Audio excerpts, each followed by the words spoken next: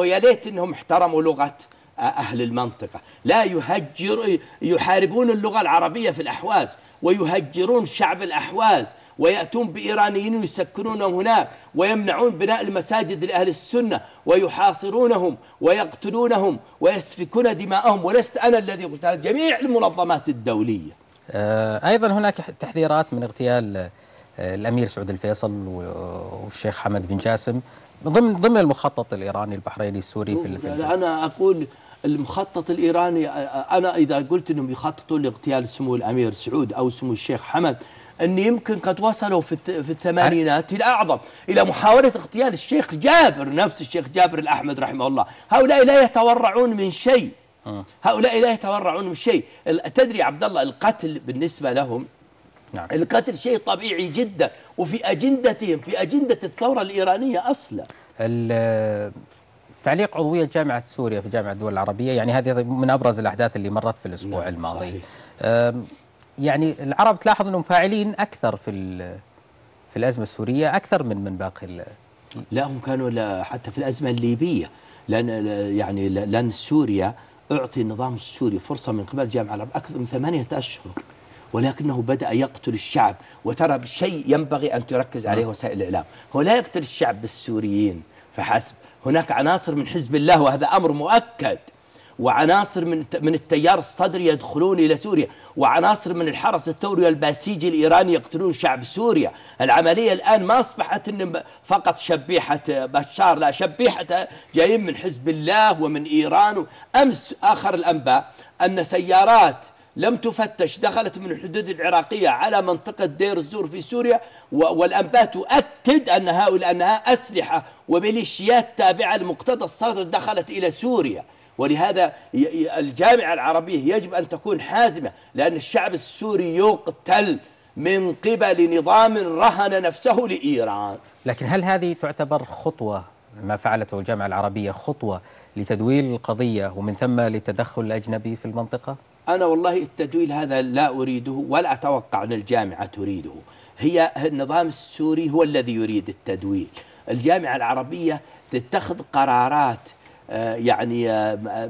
متأنية وينتقدت عليها الجامعة العربية بسبب أن الجامعة العربية تريد أن يعقل هؤلاء الذين في دمشق أن يعودوا إلى صواب، لكن يبدو أنهم هم الذين يريدون التدويل وليست جامعة الدول العربية. لا، يعني السوريين واضحين، يعني يتهمون قطر والسعودية بشكل أكبر أبدا غير صحيح، أنهم يعني بإملاءات أمريكية. طيب، كل ما يحدث هذا إملاءات أمريكية. وقف قتل الشعب واسمح للمنظمات، لماذا لا يسمح للجزيرة والعربية وجميع القنوات أنها تدخل، مثل ما يسمح اليمن الآن علي عبد الله صالح يسمح لجميع القنوات موجودة.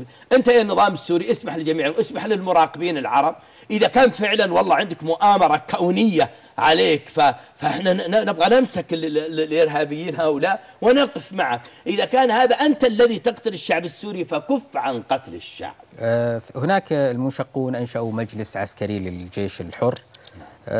هل الثورة تتوقع حتتمسك بسلميتها أم ستتجه للطراز الليبي؟ لا، إذا استمر النظام السوري في هذا القتل وفي سفك الدماء، أنا أتوقع أن المسألة تصبح في سوريا عسكرية، وهو ما حذر منه البارحة دولة السيد عبد الحليم خدام نائب الرئيس السابق. هو قال أن نريد سرعة إنهاء الوضع في سوريا. لماذا؟ لأنه قد يتوجه الحل السوري إلى حل عسكري. من المفارقات الإعلامية خلينا نسميها في الأسبوع الماضي أنه أكثر من مقابلة، في مقابل المقابلات واحد من الذين يدافعون النظام السوري سب للذات الإلهية بكلام قال أنه يحشر في زاوية أو شيء من هذا القبيل، وآخر تضارب على قناة لبنانية أخرى أنه تضاربوا يعني صارت هناك تماسك بالأيدي. أنا رأيت كلا الأمرين. إيش السبب؟ يا شيخ، السبب أن بعض الإخوة في لبنان وخاصة من الموارنة قد رهنوا أنفسهم للنظام السوري ولا أدري. أنا ممكن أفهم أن حزب الله رهن نفسه لسوريا لأسباب عقائدية للنظام السوري، أو أسباب أن الكل معتمد على إيران، أو أن سوريا دعمت ما يسوون بالغ. لكن الشيء الغريب الذي لا أكاد أن أفهمه إلى الآن هو الموقف التيار الوطني الحر والمردة وبعض الموارنة بشكل عام مع النظام السوري وأن يرهنوا أنفسهم مع النظام السوري. هذا مصطفى علوش مع شخص آخر، نعم. الدكتور مصطفى علوش وهو طبيب أيضا وعضو في تيار مستقبل ونائب سابق.